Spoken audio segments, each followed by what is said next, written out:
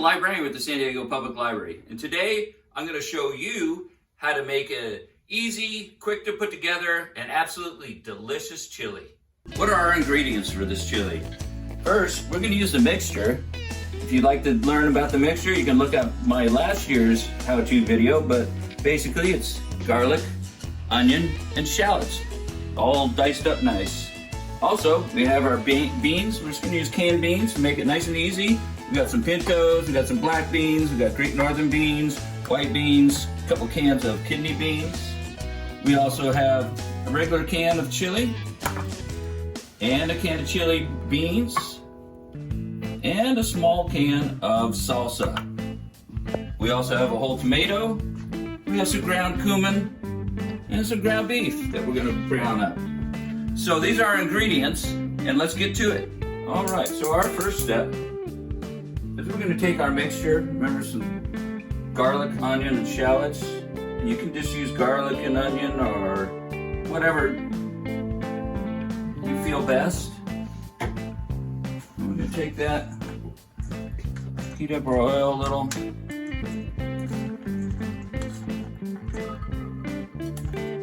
Throw in about a half a cup.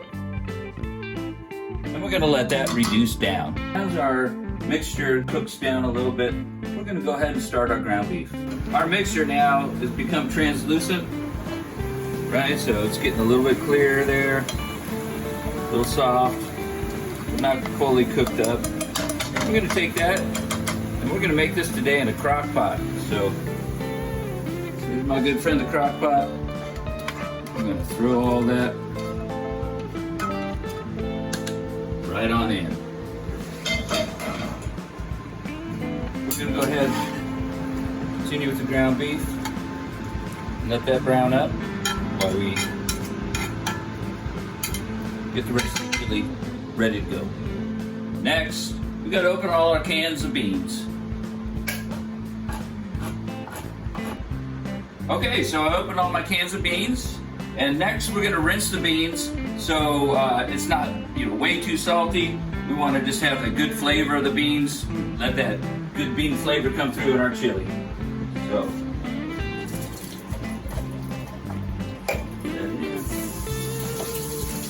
give it a little rinse. And once you've rinsed them off good,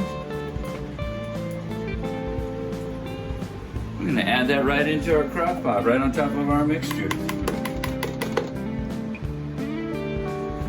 Let's get to those other beans.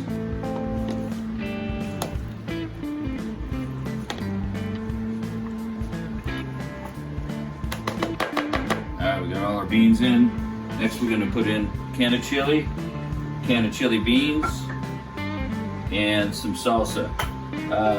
If you want to do a vegetarian version, you can just do a couple cans of the chili beans, and that should serve you good. All right, so these are our chili beans. The chili beans has that great chili flavoring in there. We're gonna add that right in. We're gonna take a can, regular chili, and that's got meat in it. So if you just want to substitute 2 cans of the chili beans, will still be delicious. Last, we have a small can of salsa. We're gonna add that right on in there. And while we're doing this, we have our ground beef almost ready to go. So next, sharpen our knife up a little bit, and we're gonna just dice up a tomato.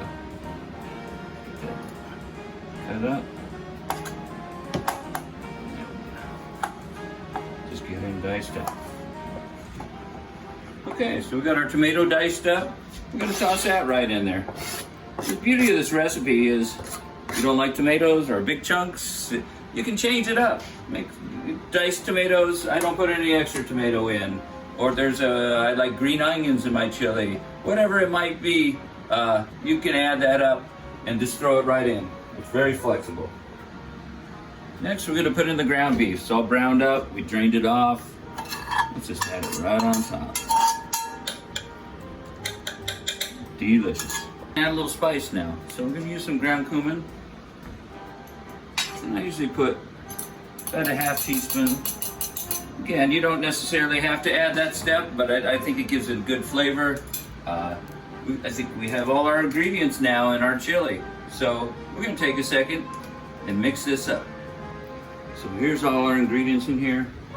Let's just get in here, mix it up good. We got that mixture at the bottom, we got our beans, a little bit of chili, ground beef, spices. I like to do it in the crock pot and just let it cook all day, let all those flavors mix in good. But you can also cook in a regular pot on low, just let everything cook down real good. And we've got our chili. So I'm gonna plug that in, I'm gonna let it go, and I'm gonna start working on some of the fixings. So as our chili cooked, took a moment to do some wonderful toppings, doing some traditional ones today. We've got some cheddar cheese, some sour cream, some chopped onions.